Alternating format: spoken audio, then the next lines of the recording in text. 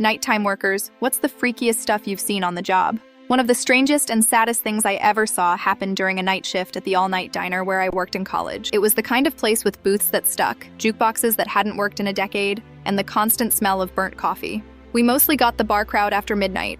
Drunks, insomniacs, truckers, the occasional cop on break. By 2 a.m., the place was usually winding down. That night was quiet, just me, the manager, and a cook in the back. Around 2:15 a.m., the door creaked open and this tiny kid stepped in. Couldn't have been older than 4. He was wearing mismatched pajamas and sandals, no jacket, and it was cold out. He just walked in like he knew where he was going, made a beeline for the counter, and hoisted himself onto a stool. Didn't say anything right away, just sat there swinging his legs. My manager, Dana, was at the register doing inventory when she noticed him. She walked over slowly, crouched down a bit, and asked if he was lost or if his parents were around. The kid just looked up and said, "I came to get food for me and my sister.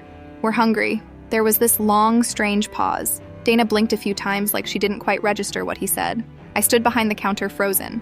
I remember every detail of what he looked like. He had this buzzed haircut like someone had done it in a hurry at home. His cheeks were red from the cold and his eyes were glassy, like he was more tired than a 4-year-old should ever be. Dana gently asked him where he lived. He pointed out the window toward the apartment complex next door, just across the parking lot. We were both quiet for a second. Then she asked if his parents knew he was out. He said no, that they were sleeping. "They sleep a lot," he said. "They yell at us when we make noise." That's when Dana stood up and walked to the back to call the police. I grabbed some toast and a glass of milk and slid it across the counter to him. He ate like he hadn't had a meal in days.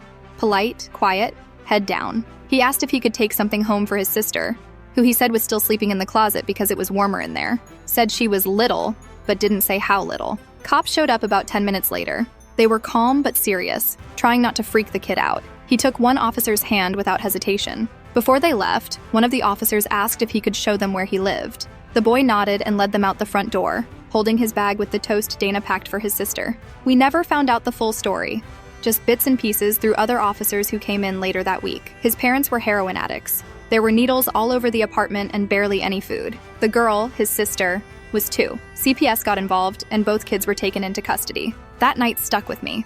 I still think about the way that kid walked in like it was normal, like he'd done it before, like it was just another errand. Just 2 kids next door while everyone else got drunk and ate hash browns and bitched about their lives. The booth where he sat stayed empty the rest of the night. Nobody else noticed anything was off.